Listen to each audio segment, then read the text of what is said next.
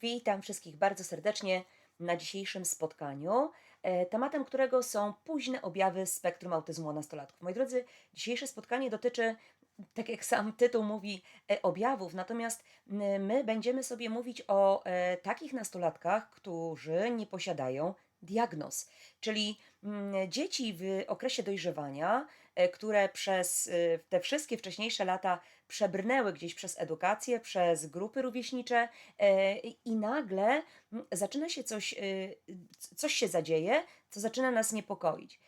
I właśnie o tym dzisiaj będziemy sobie mówić, czyli nie o dzieciach, które już dawno temu mają diagnozę i nagle są w okresie dojrzewania, tylko powiemy sobie o tych dzieciach, które zostały gdzieś pominięte w diagnozach i co w takim razie powinno nas zaniepokoić albo być taką czerwoną flagą pokazującą, że może to już jest ten ostatni moment, kiedy ta diagnoza powinna zostać postawiona.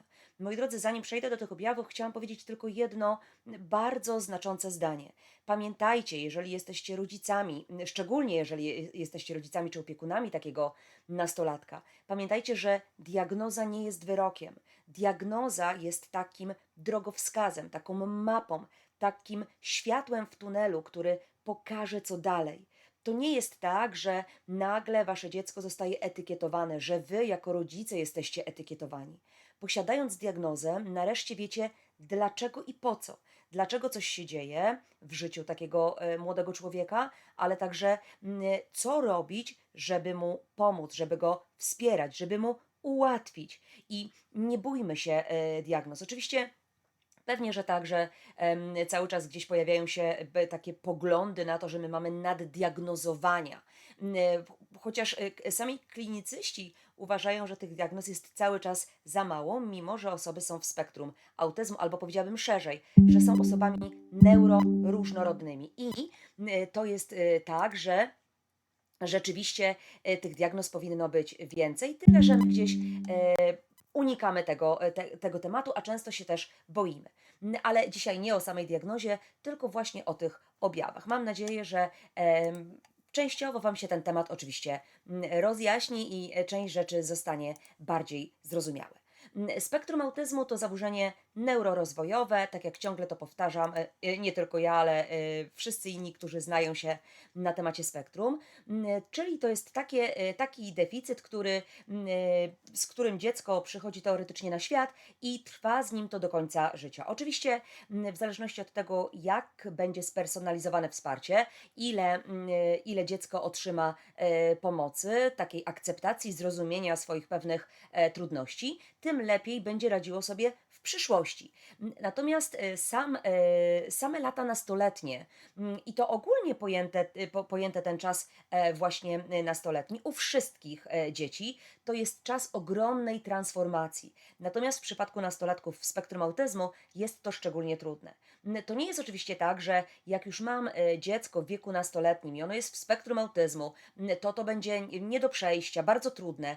Jest to dużym wyzwaniem i dla samego młodego człowieka, ale także dla opiekunów, dla nauczycieli. Natomiast nie jest to niemożliwe, żeby ich wspierać, żeby sobie radzić z pewnymi trudnościami, które nagle się pojawiają, czego wcześniej albo nie widzieliśmy, albo rzeczywiście tego nie było. Moi drodzy, autyzm nie schodzi na dalszy plan w momencie, kiedy dziecko ma lat naście, tylko może okazać się, że w tych burzliwych momentach, w tym okresie dojrzewania, kiedy oprócz tego, że pojawia nam się burza hormonów, zaczynają się zmiany w ciele, dużo rzeczy się dzieje takich organicznych w organizmie takiego człowieka, to do tego dochodzą wyzwania, dochodzą takie wymagania zwiększone, ale przede wszystkim też oczekiwania ze strony osób dorosłych względem właśnie tego młodego człowieka. Nagle rodzice, nauczyciele oczekują czegoś więcej, no bo skoro jesteś nastolatkiem,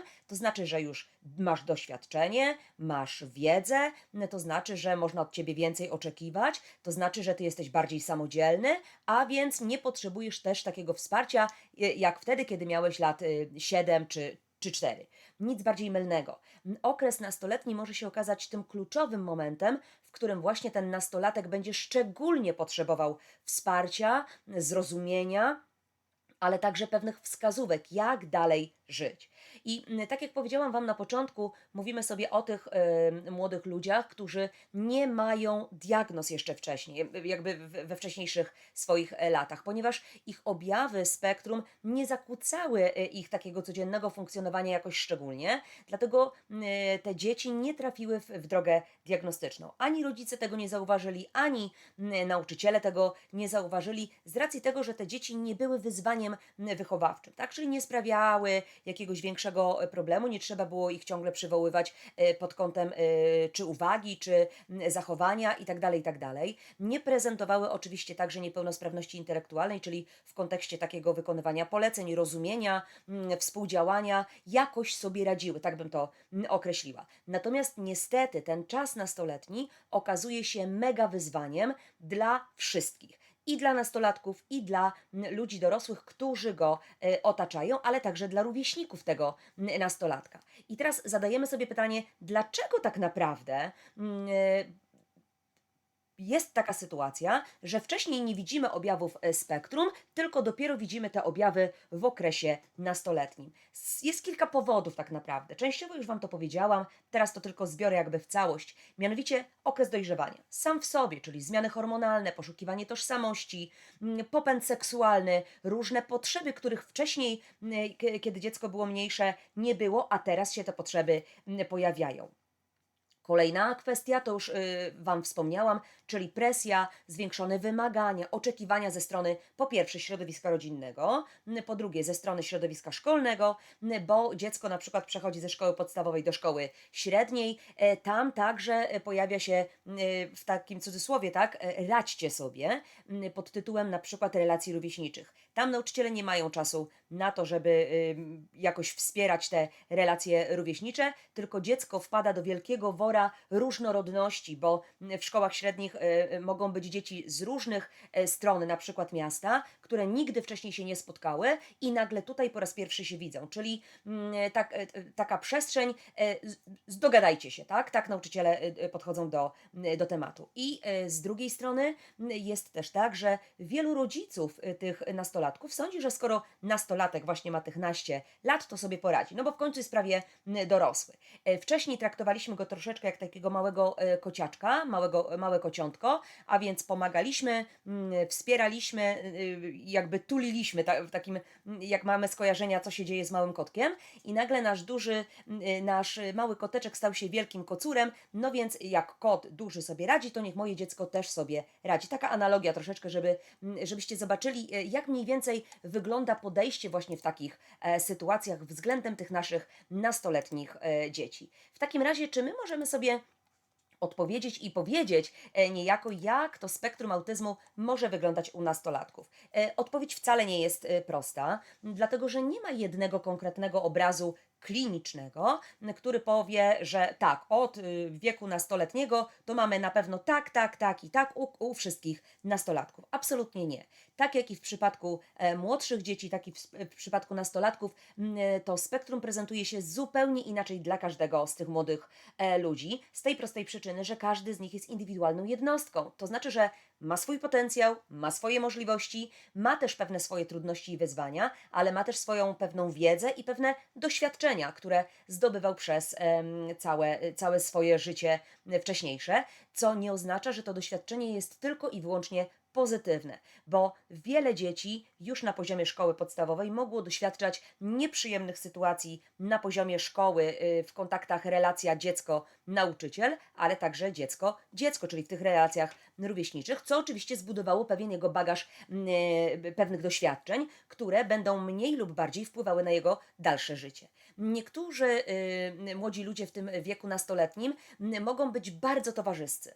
To są ludzie, którzy mają wokół siebie gdzieś mnóstwo znajomych, natomiast nadal brakuje im takich subtelnych umiejętności społecznych, a także mają pewne trudności w komunikacji społecznej. Z drugiej strony możemy mieć nastolatków w spektrum, którzy są bardzo mocno wycofani i właśnie szczególnie w tym okresie dojrzewania zaczynają się bardzo mocno ewakuować z różnych relacji społecznych. Stają się niespokojni w tych relacjach, czyli w momencie, kiedy są gdzieś na przykład zachęcani do pracy w grupie, do pracy w parze, na przykład w szkole, albo są zachęcani do wyjścia gdzieś w grupie rówieśniczej, to może się okazać, że bagaż doświadczeń, który posiadają, ale także kompetencje, których nie posiadają, sprawia, że oni wolą być sami, wolą spędzić czas przy grach komputerowych, zamknąć się w czterech ścianach, bo tam czują się po prostu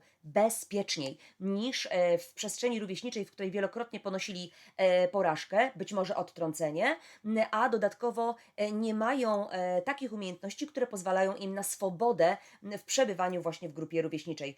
Choćby tematy zainteresowań, jakby rozmowa na dany temat, w ogóle prowadzenie dialogu, możliwość zadawania pytań czy odpowiedzi, czy prowadzenie generalnie takiej rozmowy dwukierunkowej.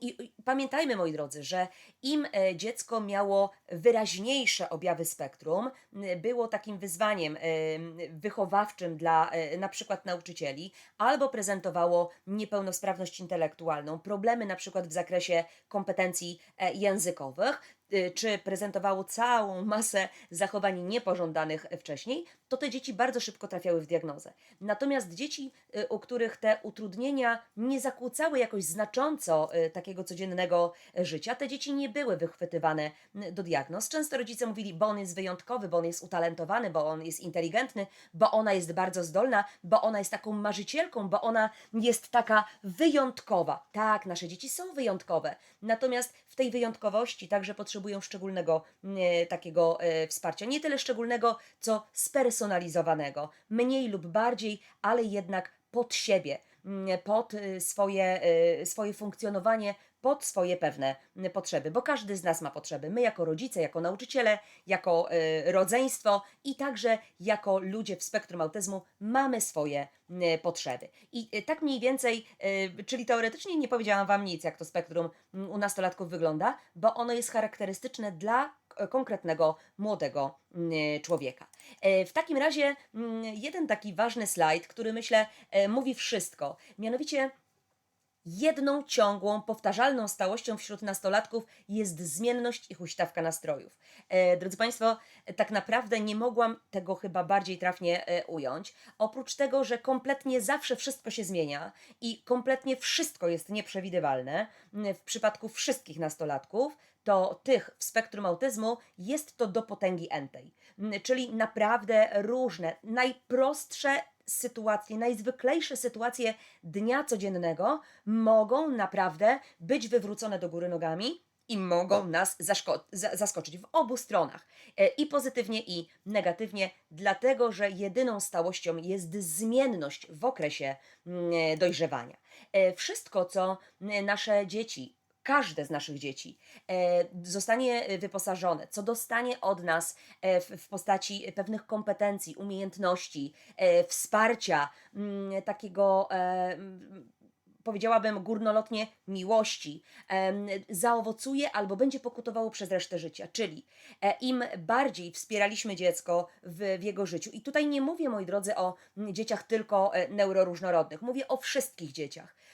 To, co dziecko od nas dostało na poziomie tego, kiedy było dzieckiem, to będzie owocowało, kiedy ono będzie nastolatkiem, potem osobą dorosłą, a jeżeli czegoś od nas nie dostało, i tutaj nie mówię o tym, czy dostało kolejną tabliczkę czekolady i kolejną zabawkę, tylko mówię o takim wsparciu emocjonalno-psychicznym, to jeżeli go nie dostało, to w życiu dorosłym, w życiu nastoletnim będzie to pokutowało i będzie się odbijało na tym, jak ten młody człowiek będzie funkcjonował.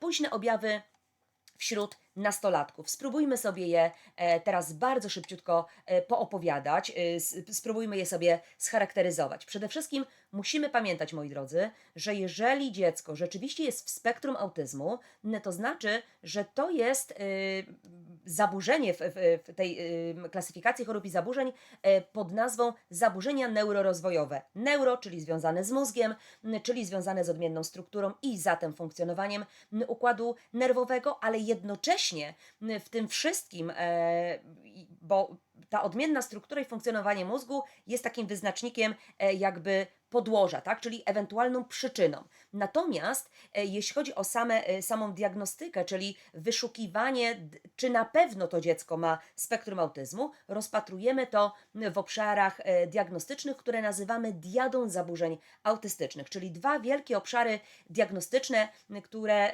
mają zawierać w sobie trudności w obszarze komunikacji i interakcji społecznej, i drugie, gdzie dziecko prezentuje specyficzne dla siebie, a nietypowe normatywnie zachowania i zainteresowania. W takim skrócie myślowym. Już wielokrotnie Wam o tych parametrach mówiłam, więc nie będę tego absolutnie rozszerzała. Ale w przypadku naszych nastolatków pojawiają nam się jeszcze takie dwa dodatkowe punkciki, które nie są oczywiście w tej diadzie zaznaczone, bo one są w środku jakby umieszczone, ale w okresie nastoletnim wychodzą nam na światło dzienne. Mianowicie specyficzny profil poznawczy i druga kwestia to wyzwania behawioralne.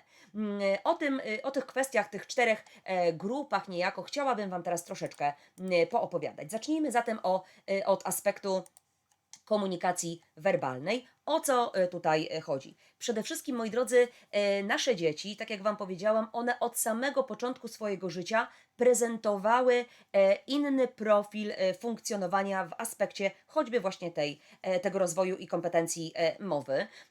Z jednej strony mogłyby to być super nadkompetencje, czyli jako małe dziecko ten nasz chłopczyk, ta nasza dziewczynka mogła mówić zdecydowanie szybciej niż rówieśnicy, mogła zdecydowanie szybciej używać wyrazów trudniejszych artykulacyjnie niż koledzy, a jednocześnie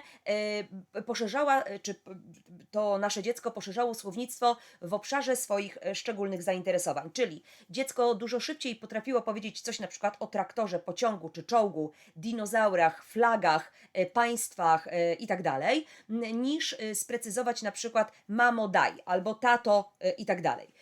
I tutaj w tym specyficznym rozwoju mowy, oprócz tej nadkompetencji pod tytułem uwielbiam litery, uwielbiam cyfry, uwielbiam dany temat, który chcę zgłębiać, niekoniecznie chcę się bawić zabawkami, to także należy zwrócić uwagę, że te dzieci od samego początku miały pewną sztywność wypowiedzi, tak? Ich mowa albo z jednej strony była dość pedantyczna, czyli taka bardzo staranna, bogate mogło być słownictwo, a jednocześnie dziecko mogło mieć słabsze kompetencje w obszarze tych cech prozodycznych, tak? Ta mowa była albo bardzo głośna, albo bardzo cicha, dość płaska, taka monotonna, czasami robotyczna, czyli ten akcent, melodia charakterystyczna dla języka polskiego była u nich po prostu inna.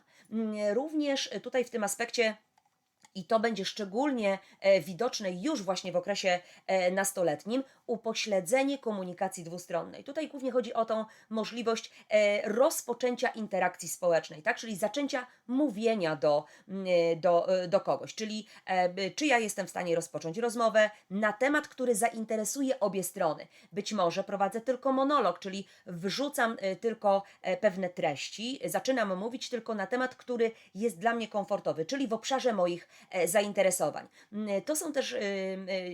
To jest młodzież, która bardzo często dopytuje się w jednym kierunku, w jednym temacie.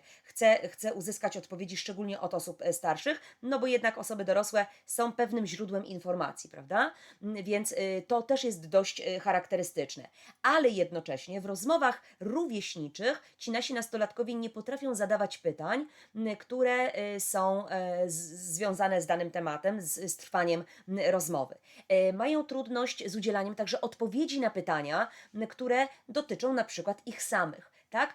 Co Ci odpowiada, a co Twoim zdaniem, a jak sądzisz? To są pytania, które wiążą się bardzo intensywnie z teorią umysłu, z którą nasza młodzież ma trudności. Kolejna kwestia to wybiórcza intencja komunikacyjna, tak? Czyli trochę na swoich zasadach, trochę w oparciu o zainteresowania, trochę tylko z wybranymi poszczególnymi osobami, jakby w towarzystwie których czuję się w miarę swobodnie i w miarę bezpiecznie, natomiast tam, gdzie nie jestem pewien danej komunikacji, czy jakby tego, jak jestem postrzegany i czy podołam takiej komunikacji, czy rzeczywiście w ogóle próbować, tak? Oczywiście w takiej kwestii rozumienia słów wieloznacznych. O ile wcześniej pewne słowa były tłumaczone, to każde następne słowo może być łatwiejsze do zinterpretowania dla takiego nastolatka, bo już ma pewne doświadczenia, ale jednocześnie mogą się pojawić czasami takie, jak nastolatkowie sami to mówią, kwiatki, gdzie niby oczywiste słowo, a jednak dla nastolatka będzie trudne i padnie pytanie, czy możesz powtórzyć, a możesz mi wyjaśnić, a właściwie o co tobie chodzi. I tutaj dość często się taka kwestia może pojawić. Kolejny kłopot, który jest dość widoczny, to slang młodzieżowy, a właściwie kłopot z tym slangiem młodzieżowym, bo taki nastolatek, o ile śledzi jakieś portale, ogląda filmy takie młodzieżowe, być może gra w gry na różnych konsolach, to jest nastolatek, który może ten slang nabywać. Natomiast jeżeli nie ma kontaktu w takich sytuacjach, jednocześnie nie przebywa wystarczająco dużo ze swoimi rówieśnikami, to bardzo dziwnie komunikuje się z tymi kolegami, czyli mówi albo zbyt poważnie, używa słów takich zbyt poważnych, bardziej przypisanych osobom dorosłym, niż schodzi do takiego poziomu właśnie nastolatków i rówieśników. Stąd też może być uznawany za takiego, który nic nie widzi poza czubkiem własnego nosa, albo on czuje się lepszy od nas, w mniemaniu oczywiście kolegów. A taki ważniak z niego, w ogóle sztywniak, nie będziemy z nim gadać. Mniej więcej tak wtedy nastolatek będzie postrzegany. Oczywiście mamy spory kłopot z wyczuciem takich społecznych oczekiwań, tak? Czyli brak podporządkowywania się pewnym regułom, które dotyczą tak naprawdę tej komunikacji w poszczególnych sferach społecznych. Inaczej rozmawiam z kolegami, inaczej rozmawiam z panią w sklepie, a jeszcze inaczej z panią w autobusie, prawda? Którą w ogóle pierwszy raz widzę i prawdopodobnie nigdy więcej nie zobaczę. Każda z tych przestrzeni wiąże się z innymi zasadami i innymi regułami. Przeskakiwanie z tych różnych środowisk może być trudne dla młodzieży autystycznej. Także niektórzy z tych młodych ludzi ma słabe dążenie do interakcji z drugą osobą. I tutaj to słabe dążenie pojawia się tylko u tych nastolatków, którzy mają doświadczenia negatywne, tak? Czyli w szkole podstawowej albo wielokrotnie mimo swoich starań byli odrzucani przez rówieśników, albo byli wyśmiewani, albo tak naprawdę nikt nawet nie próbował wyciągnąć tej ręki do interakcji. W związku z tym ten młody człowiek ma bardzo małe doświadczenia. Nie mógł poćwiczyć tej interakcji. W związku z tym po pierwsze brak kompetencji, po drugie strach przed tym, że znowu ktoś mnie odtrąci, równa się nie podejmuje w ogóle prób. I często możemy zauważyć, że ci młodzi ludzie łatwiej wchodzą w interakcje z dorosłymi i tutaj niekoniecznie ze swoimi rodzicami, tylko generalnie na przykład, nie wiem, z sąsiadem, gdzie wolą porozmawiać z sąsiadem niż na przykład z rówieśnikami. Oczywiście kolejna kwestia to taka trudność z postępowaniem zgodnie z pewnymi instrukcjami słownymi, które składają się z więcej niż 3 kroków. Dlaczego? Dlatego, że tutaj nakładają nam się również trudności związane z funkcjami wykonawczymi, działaniem krok po kroku. Ten chaos, który dzieje się w mózgu naszego nastolatka, to, co dzieje się z synapsami, zamiast usuwania zbędnych synaps, one cały czas pozostają, wprowadzając wielki chaos i bałagan w mózgu naszego dziecka. I nagle może się okazać, że nasz nastolatek funkcjonuje jak taki 5-6-latek pod względem na przykład emocjonalnym, psychicznym. Nie dlatego, że nagle nastąpił u niego regres, że nagle cofnął się w rozwoju, tylko dlatego, że jest zbyt dużo rzeczy, które się dzieją naraz, a mózg za tym nie podąża. To taki skrót myślowy, moi drodzy, bo żeby opowiedzieć, co w tym mózgu się tam u nastolatka dzieje, to potrzebujemy więcej czasu, żeby to dokładnie sobie opowiedzieć. Ale co jeszcze w tym kontekście komunikacyjnym? Wybiórcze słuchanie u nich się pojawia. To znaczy, że że oni sobie włączają bardzo, bardzo intensywnie swoje przetwarzanie słuchowe na informacje, które ich interesują, tak? Czyli ich zainteresowania, być może jakieś fakty, które są dla nich ciekawe. Natomiast wszystko pozostałe troszeczkę wpada i wypada. Czyli jak mama o coś prosi, albo mówi dziecko, wynieś wreszcie ten worek ze śmieciami, to niby dziecko usłyszało, ale już tego nie wykona, bo nie jest to dla niego priorytetem. Też to jest kwestia funkcjonowania mózgu i odpowiednich potrzeb akurat w tym momencie. Może się, moi drodzy, też pojawić taka sytuacja, gdzie nasz nastolatek będzie wykorzystywał jakieś zachowania manipulacyjne, także te komunikacyjne, czy to w stosunku do rodziców, do nauczycieli, ale także do rówieśników, dlatego że to jest taka forma troszeczkę obrony, to jest troszeczkę taka forma poradzenia sobie z pewną sytuacją, więc mogą pojawić się komunikaty, które będą formą manipulacyjną. Typu na przykład mama powie, dziecko, jutro masz ten sprawdzian, byś się pouczył do tego i odrobił to zadanie, a dziecko, na przykład przedmiot jest albo nudny, albo trudny i on ma już kompletnie dość, bo jest wykończony różnymi sytuacjami dnia codziennego, powie do mamy, mamo, tak bardzo boli mnie głowa teraz, że absolutnie nie mogę dalej tego robić. Muszę później, muszę po prostu odpocząć, tak? I nawet jeżeli ta głowa go rzeczywiście nie boli, to jest taka forma manipulacji. Mama mówi, dobra, no miałeś dzisiaj ciężki dzień, okej, odpuśćmy sobie. W tym kontekście to się dzieje. Albo jeżeli nasz nastolatek miał negatywne doświadczenia pod tytułem kontaktów rówieśniczych i nagle pada hasło, dobra, to chodź, wyjdziemy razem, nie wiem, pójdziemy gdzieś tam do znajomych, wyjdźmy do parku, coś porobimy. I nastolatek, który z tyłu głowy ma pewne porażki, które ponosi, mówi dobra, okej. I w momencie, kiedy zbliża się ten czas wyjścia na to spotkanie, nagle wymyśla, że strasznie boli go brzuch. A w ogóle sobie przypomniał, że jeszcze musi tacie pomóc gdzieś tam w warsztacie. I to też jest pewna forma manipulacji, ale nie w tej takiej słownikowej definicji, tylko właśnie pod kątem tego, żeby się ochronić, pod kątem tego, żeby właśnie uniknąć sytuacji, która może być dla mnie trudna. Zauważcie, że jakbyśmy zapytali inaczej, kiedy ja bym zapytała na przykład jednego, drugiego, piątego rodzica takiego nastolatka, żeby powiedział mi imiona przyjaciół tego swojego syna czy córki, to albo rodzic wymieni jedno imię, albo powie, wie pani co, nie wiem właściwie.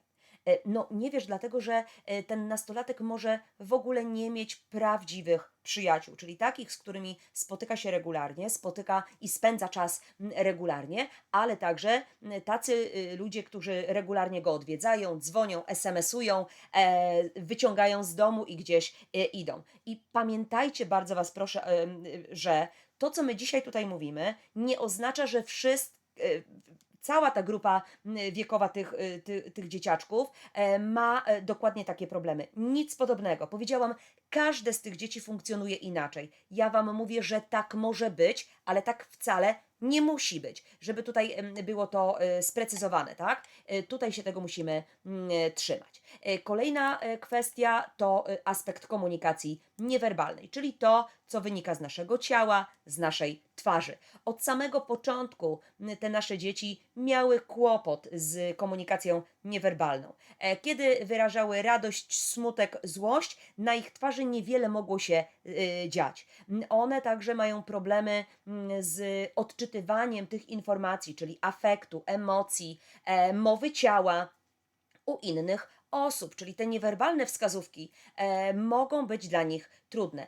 Co z kolei w tym szczególnie okresie dojrzewania, gdzie mamy pewne inne priorytety, tak bym powiedziała, bo w okresie dojrzewania nie liczą się rodzice czy nauczyciele, tylko najważniejsza dla tej grupy wiekowej jest grupa rówieśnicza. To tam chce się podobać, to tam chce mieć uznanie, to do niej chce przynależeć, czyli chce ją współtworzyć, chce być jej częścią, chce być w nią zaangażowany, zaangażowana. I tutaj nieważne, co już powie mama, co powie nauczyciel, ważne jest to, co powie grupa. I czasami przymykam oko, ale w przypadku dzieci w spektrum nie chodzi o to, że nastolatek oko przymyka, tylko niekoniecznie to rozumie, że grupa rówieśnicza robi sobie z niego po prostu żarty, że go wykorzystuje do różnych sytuacji, no po to, aby się pośmiać, a jednocześnie ten młody człowiek wpada po prostu w problemy. Bo z jednej strony grupa mówi, wiesz co, jak zrobisz to czy tamto, to będziesz naszym super kumplem.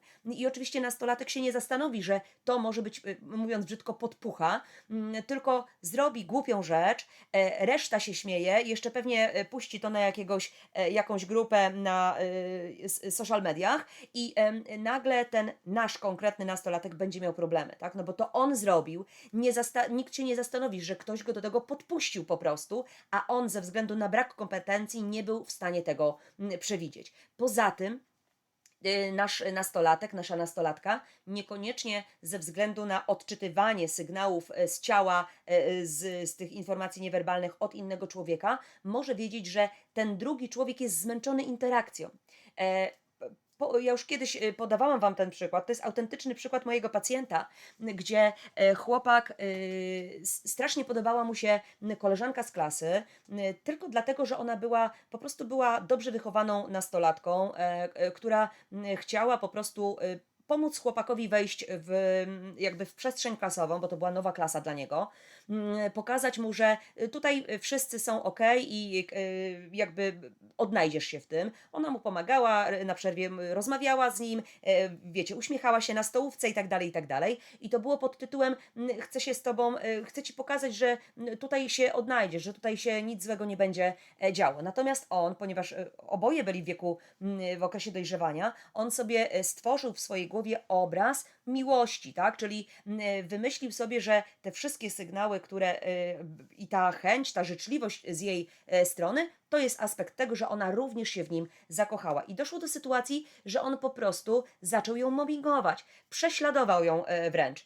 Bez przerwy do niej wydzwaniał, SMS-ował, wystawał pod jej drzwiami. Jak na przykład poszedł do niej do domu, zadzwonił, czy jest w domu, jej nie było. Potem jej w szkole robił awantury, mimo że oni się w ogóle nie umawiali na to, że się spotkają, przejdą, czy razem będą uczyć. Ale on myślał tak zero-jedynkowo, czyli albo ja, albo nikt inny i w ogóle jak może cię nie być w domu, kiedy ja do ciebie przychodzi. Tak jak on wymyśliłby sobie, że jak ona może nie wiedzieć, że ja tutaj przyjdę. Więc różne takie sytuacje są, nie dlatego, że ta osoba zakłada takie działanie, tylko dlatego, że ma trudność właśnie z odczytywaniem pewnych wskazówek, czyli tego, co autor miał na myśli, co ona swoim zachowaniem chce mi powiedzieć. Kolejny przykład, także do tych, moi drodzy, niewerbalnych sygnałów, też między chłopcami a dziewczętami, tymi nastolatkami, ta sytuacja jest częsta. Mianowicie też może życzliwa koleżanka w klasie chce być sympatyczna i przyjacielska dla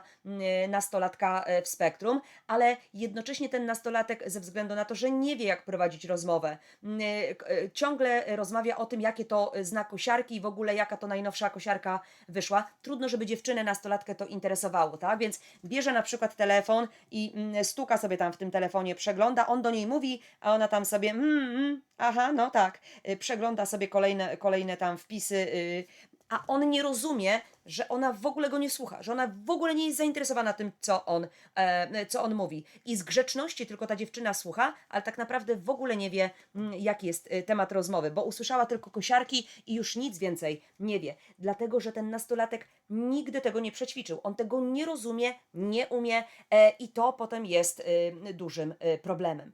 Oczywiście wszystkie te trudności związane z nieco innym jakościowo kontaktem wzrokowym. Wielu z tych nastolatków, właściwie można powiedzieć, że wręcz wszyscy mają kontakt wzrokowy. Natomiast ten kontakt wzrokowy jest też bardzo specyficzny, bo oprócz tego, że on może być wybiórczy, urywany, czyli taki ulotny, tak, to wykorzystując wiele zachowań społecznie akceptowalnych, dochodzi do sytuacji, że nawet nie zwracamy uwagi na to, że ten kontakt jest inny niż normalnie. Bo tak jak wielokrotnie Wam podawałam przykład, może być dziewczyna w spektrum, która także nie ma diagnozy i ona ma ogromną trudność z tym, żeby ten kontakt wzrokowy utrzymywać razem z jakby względem drugiego człowieka. I co się dzieje? Patrzy się na mamę, na nauczyciela, na koleżankę i co chwila co robi? poprawia zegarek, bawi się pierścionkiem, o właśnie but jej się rozwiązał, więc się schyla, ściera paproszek z bluzki, poprawia sobie, zdejmuje gumkę, poprawia gumkę na włosach, żeby chociaż na sekundkę, na chwileczkę po prostu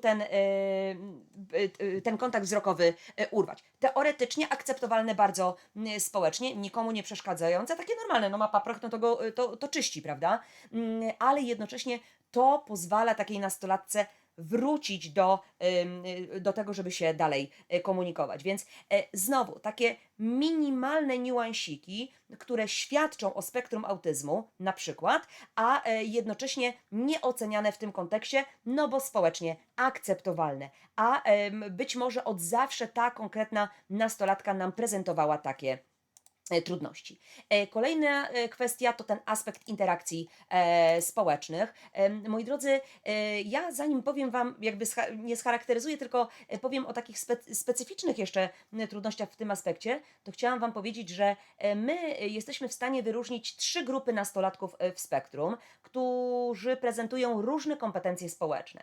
Jedna grupa, powiedziałabym pierwsza grupa, to są ci nastolatkowie, którzy mają bardzo szczęśliwe, radosne, satysfakcjonujące, bliskie grono swoich przyjaciół. I ich jest na przykład 3, 4 łącznie, gdzie spędzają razem czas, wspólnie się jakby dogadują, mają jakieś wspólne zainteresowania, mogą nawet wspólnie odpoczywać, można tak powiedzieć. I ten nasz konkretny nastolatek, będący częścią tej grupy, on naprawdę jest w tej grupie szczęśliwy. Jak opowiada, co tam się wydarzyło, to zawsze wspomina te 3-4 osoby. Albo Anka, albo Krzysiek, albo Piotrek, albo Gośka to powiedziała to, czy zrobiła to, albo u niej to i tak dalej. I generalnie ten nasz nastolatek, ta nasza nastolatka rzeczywiście o tym wie i widać, że żyje tą grupą. Natomiast ten konkretny właśnie nastolatek, który w tej grupie 3-4 osobowej jest bardzo szczęśliwy, może się okazać, że poza tą grupą nie potrafi zbudować interakcji.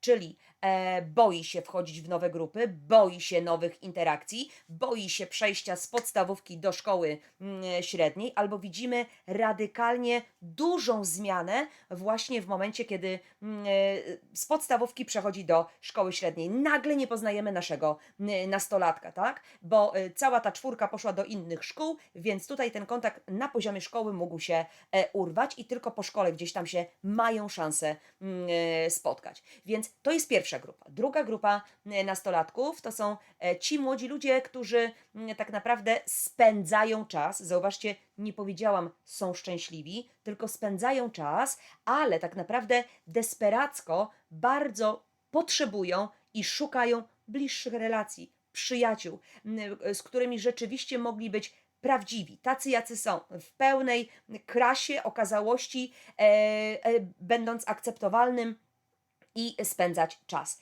W tej grupie nasz nastolatek to jest taki człowiek, który może spotykać się z różnymi ludźmi, trochę tu, trochę tu, trochę tu, z tym pogada, z tym się zatrzyma, z tym postoi, tu posłucha, tam coś odpowie, natomiast tak naprawdę nie widać, żeby była jakaś regularność, tak, żeby ktoś tam się ciągle pojawiał, czy to w domu, czy on wychodził do kogoś, odbierał telefon, czy z kimś się spotykał. I trzecia grupa to są ci młodzi ludzie, dla których właściwie każda albo prawie wszystkie interakcje społeczne, czy to na poziomie klasy, czy poza szkołą, są bardzo stresujące.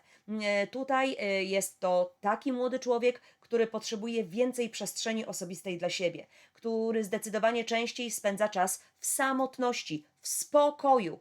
Czyli to jest taki człowiek, który zamiast wyjść z przyjaciółmi, kolegami gdzieś poza dom, spędza godziny przed komputerem, siedząc na telefonie, grając w różne gry na konsoli.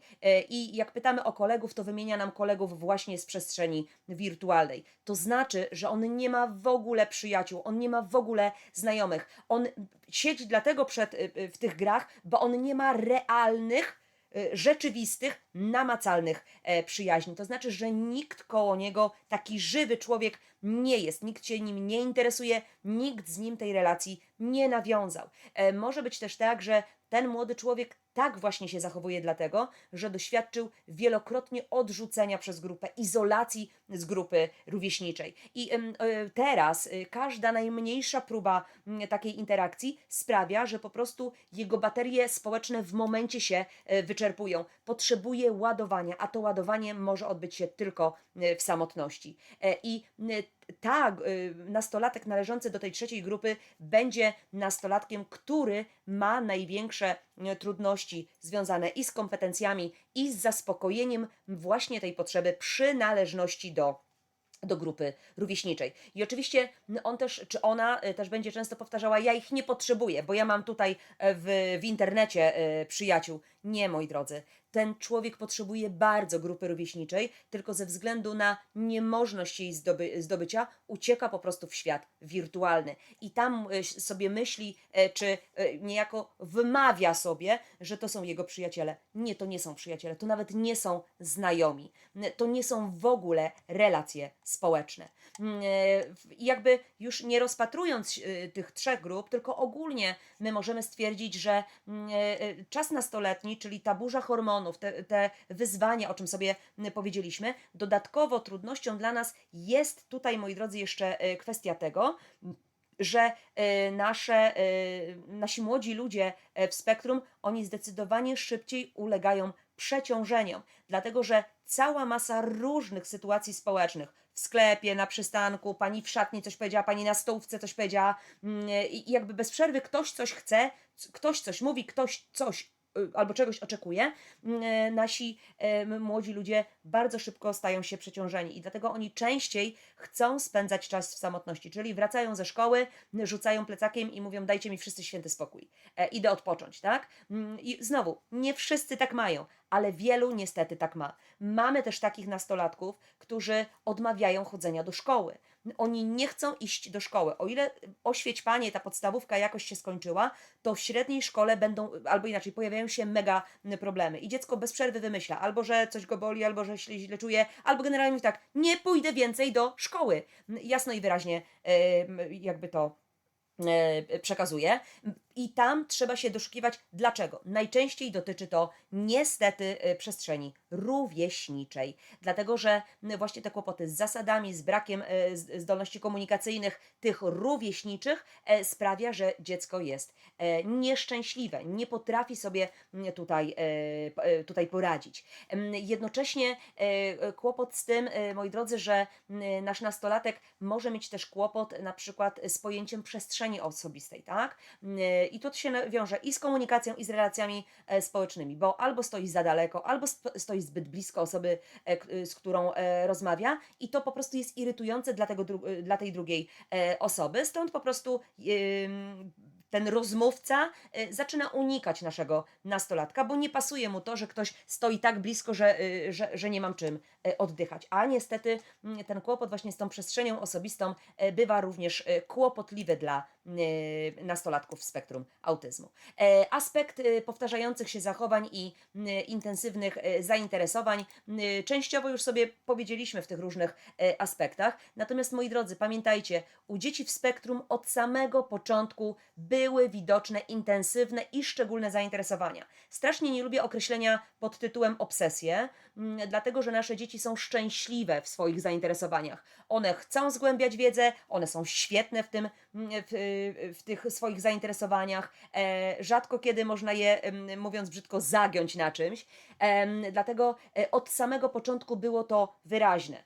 Chociaż rodzice bardzo często zrzucają to, albo on jest taki mądry, inteligentny, albo ona jest wyjątkowa i jakby stworzona do wyższych celów, prawda? Natomiast to był już jakby taki ewentualnie sygnał do tego, że może to być dziecko w spektrum. I zobaczcie, nasze małe dziecko, które zamiast bawić się autkiem wjeżdżającym do na przykład garażu, czy berkiem z kolegami, albo innymi takimi totalnie dziecięcymi zabawami, które naturalnie się pojawiają po prostu rozwojowo u dzieci, u naszego dziś nastolatka nigdy nie występowały, bo mama mówi, nie, on wolał czytać książki, on wolał oglądać mapy, on interesował interesował się programami przyrodniczymi, naukowymi itd., itd. To nie jest rozwojowo normalne, bo taka potrzeba dziecka to jest ruch, to jest sensoryka, to jest motoryka i to jest dopiero normalny, typowy rozwój. Natomiast interesowanie się w wieku 2-3 lat literami, cyframi, czymś innym, takim bardzo specyficznym, to nie jest typowy rozwój. Może być też tak, że na przykład nasze dziecko od początku miało genialną pamięć i śledziło na przykład wszelkie statystyki piłkarskie, ale jednocześnie nigdy samodzielnie nie chciał w piłkę grać. Może być też tak, że dziecko na przykład wie absolutnie wszystko o na przykład jakichś rodzajach samochodów, na przykład wyścigowych, wie daty produkcji, wszystko o tych samochodach, parametry tych aut i tak dalej, a nigdy normalnymi autkami się dziecko nie bawiło. Więc to są te specyficzne zainteresowania i fascynujące zainteresowania, nie obsesje, bo nasze dzieci, powtarzam raz jeszcze, one kochają to, co robią. I akurat o tej grupie nastolatków, o których mówimy, czyli ci, którzy nie zostali wcześniej zdiagnozowani, ich obszarem zainteresowań zawsze był jakiś temat, a nie konkretny przedmiot. Natomiast z czasem mogą się u tych osób, u tych nastolatków pojawiać tak zwane kompulsywne zachowania. I to może wiązać się na przykład z pewnym porządkowaniem. Załóżmy, jeżeli dziecko dużo czasu spędza przy biurku z komputerem i to jest jakby główne miejsce jego życia w domu, to na tym biurku z komputerem może być po prostu wszystko perfekcyjnie poukładane. Natomiast w całym pokoju można się zabić o wszystko to, co leży na podłodze. Dla niego jest nieważne to, co jest w pokoju, że są skarpetki, papiery, książka, długopisy itd., itd. To jest nieistotne. I w ogóle nie ma to kompletnie dla niego znaczenia. Ale biurko musi mieć porządek. W konkretnym miejscu myszka, w konkretnym miejscu klawiatura, czy co tam mu jeszcze jest potrzebne, słuchawki itd., itd.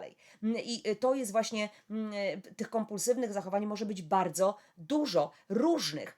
Natomiast chodzi o to, że nawet jeżeli wcześniej one występowały, to znowu nie rzutowało to tak bardzo, jakby może dorośli na to nie zwracali uwagi, natomiast ze względu na to, że lęk u takiej osoby zaczyna wzrastać, tych zachowań może być więcej. Może być, moi drodzy, tak, że nasz nastolatek, nasza nastolatka ma ogromne przywiązanie do pewnych przedmiotów. Na przykład zawsze nosi ze sobą konkretny breloczek, albo zawsze konkretny długopis musi mieć ze sobą w torbie. To też jest forma takiego gadżetu, który daje mi gwarancję pewnej stałości.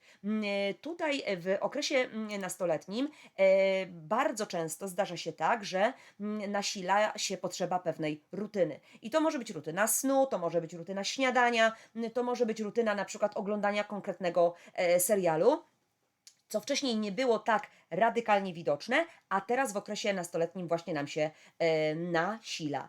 Również mogą nasilać się autostymulacje, które będą to takie zachowania, które są akceptowane społecznie.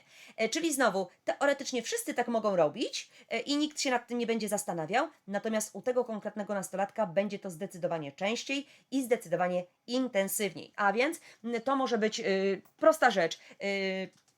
Dziewczyna będzie bawiła się na przykład w chwilach stresowych, które ją denerwują albo są dla niej nudne, bawić się pierścionkiem, tak? Albo bransoletkę sobie będzie zdejmować, wkładać, tak? Zdejmować, wkładać. Teoretycznie kompletnie nikomu to nie przeszkadza, a to będzie forma autostymulacji. Na przykład zabawa włosami u dziewcząt, albo branie tych włosów w niektórych sytuacjach do buzi, jakby ciumcianie tych włosów. Jest to taka forma odreagowywania stresu.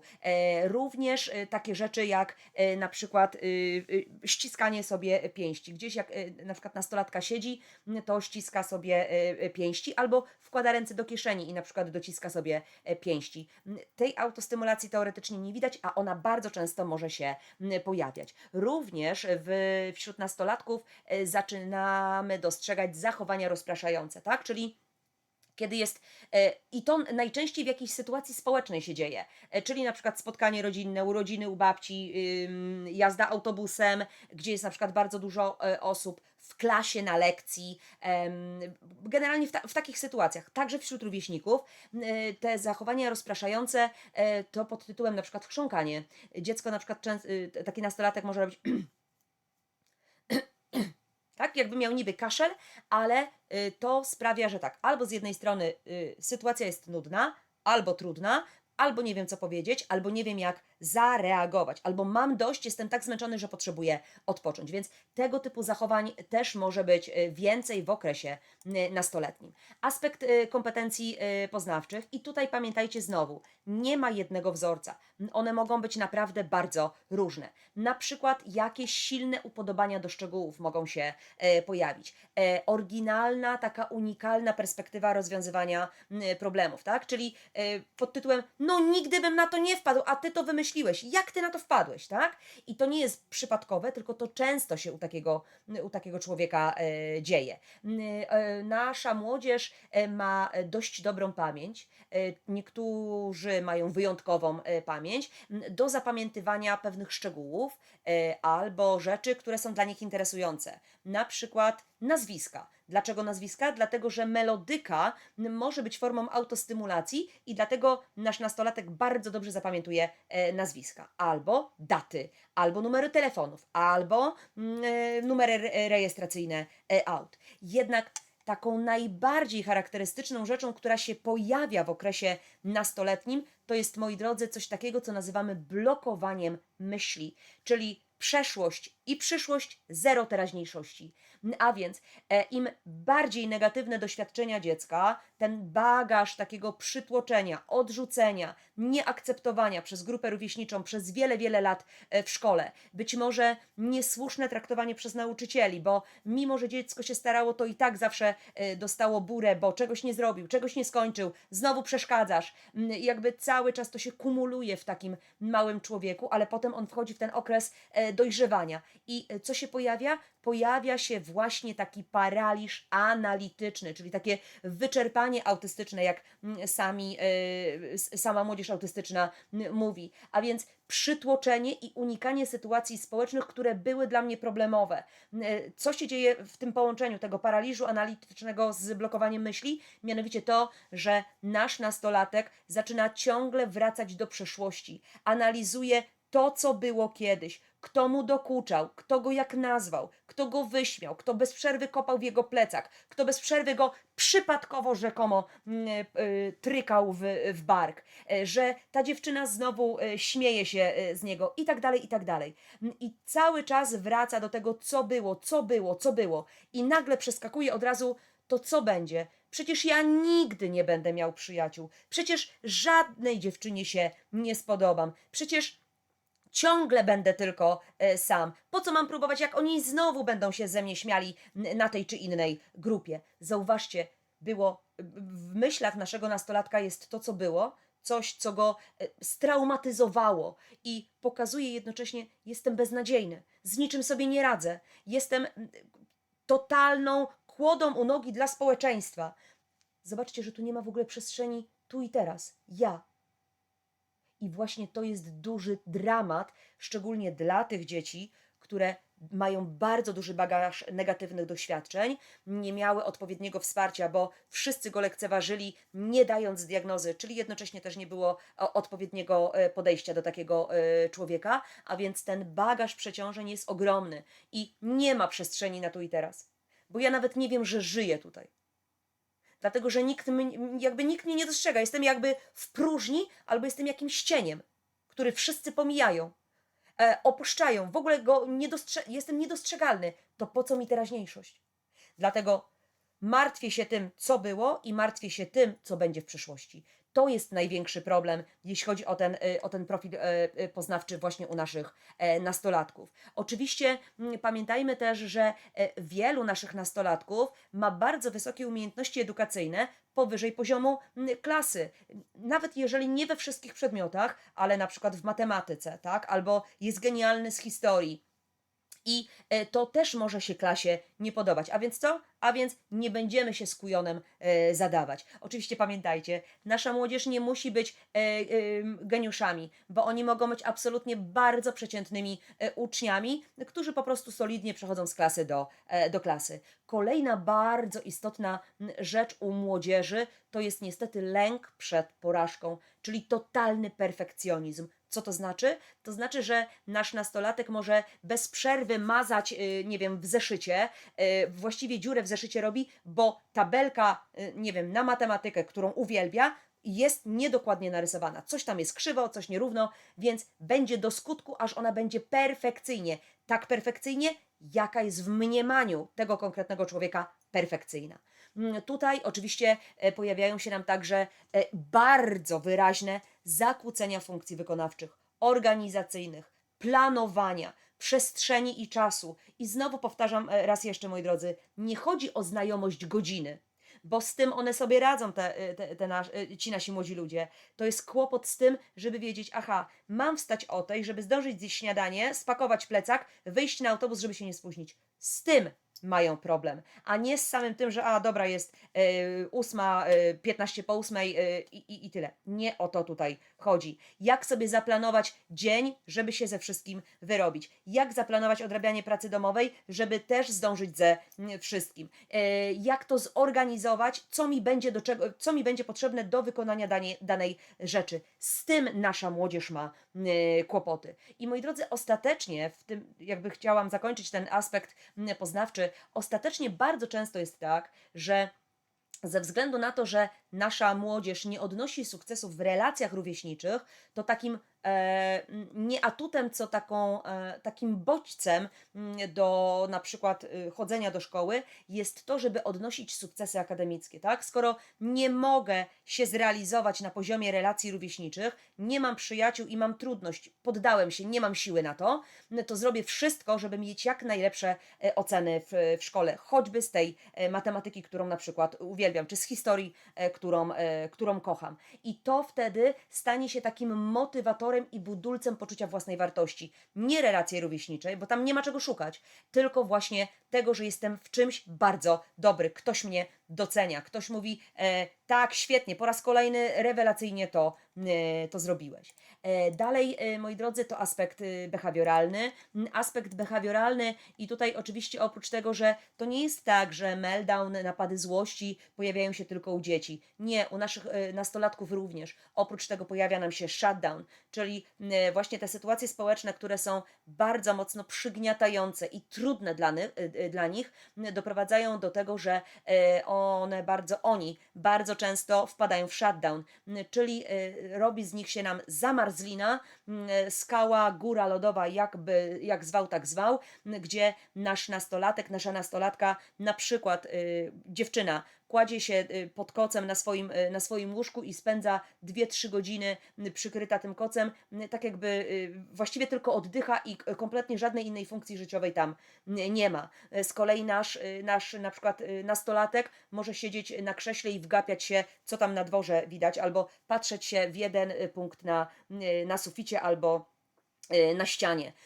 Nie dociera do niego, że jest wołany po imieniu, że mama krzyczy: Kuba, wreszcie przyłaś, bo obiad już wystygł dawno. Dziecko tego nie słyszy.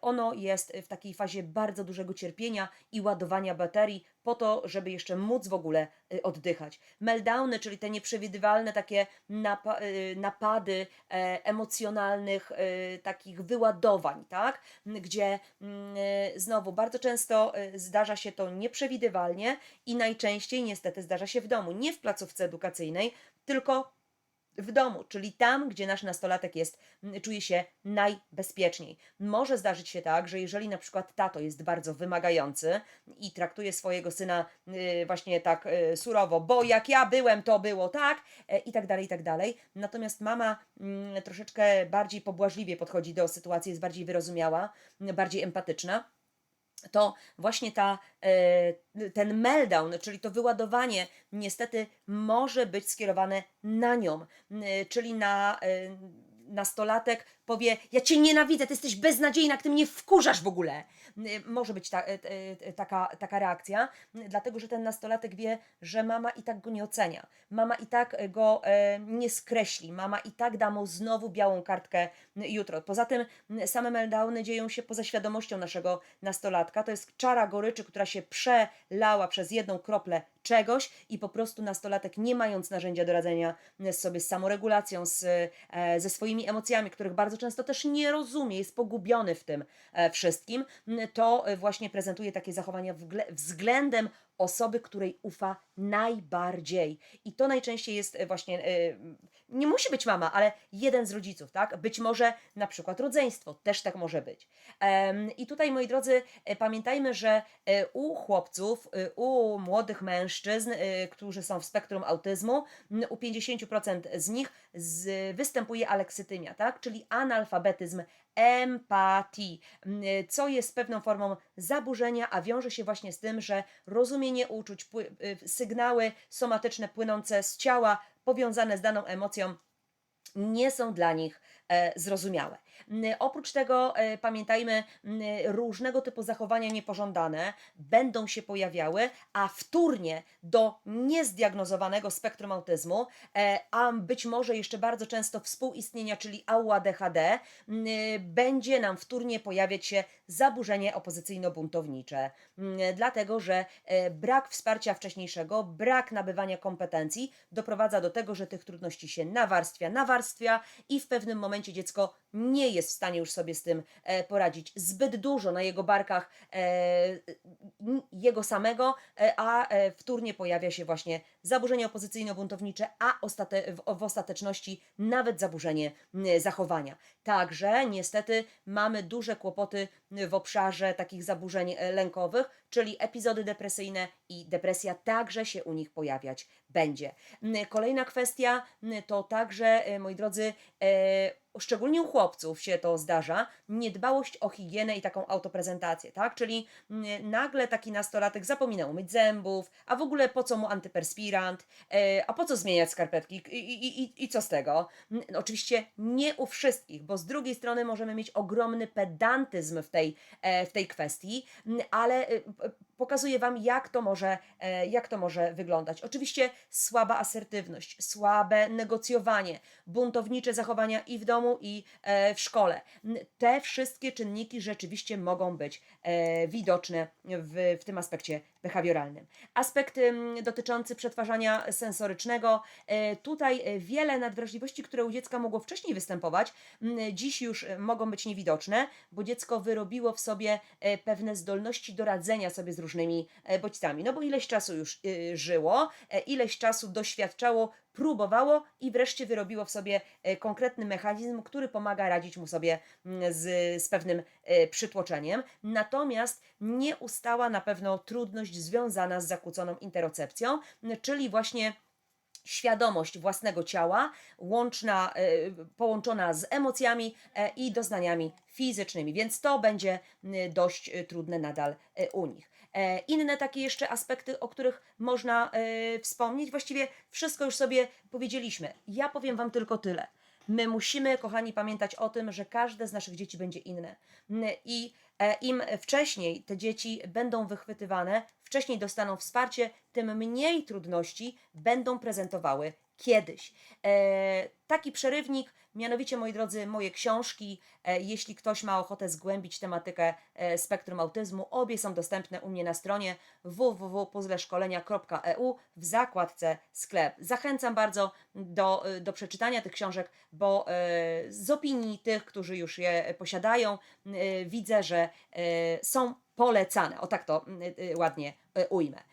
Moi drodzy, i na koniec ostatnie takie podsumowanie, czyli jakie wyzwania stoją przed młodzieżą autystyczną. Stres, lęk i depresja. To, co powiedziałam, wszystkie te czynniki, które wcześniej sobie opisaliśmy jako objawy, jako symptomy, one przełożą się niestety na stres, lęk, stany depresyjne i czystą depresję, dlatego że właśnie statystycznie u tych nastolatków, którzy diagnozy nie posiadali albo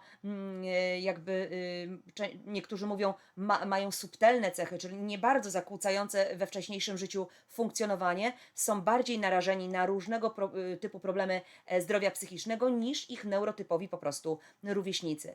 Tutaj kwestia tego, że hormon stresu, tak, czyli kortyzol, który wiąże się z różnymi sytuacjami, a tych jest bardzo dużo stresowych, wywołują mikrostany zapalne układu nerwowego także u nich, co wpływa i właśnie na układ nerwowy, ale także i na układ odpornościowy. Więc te wszystkie sytuacje, które wyczerpują, przygnębiają, które pokazują, jestem beznadziejny, doprowadzają niestety do takiej sytuacji. Trudności ze snem, nagle nasza młodzież ma duże kłopoty z zasypianiem, z rannym wstawaniem, zaburza się cały rytm snu, albo właściwie nie śpi, albo tylko śpi, więc tutaj mogą być różne kombinacje.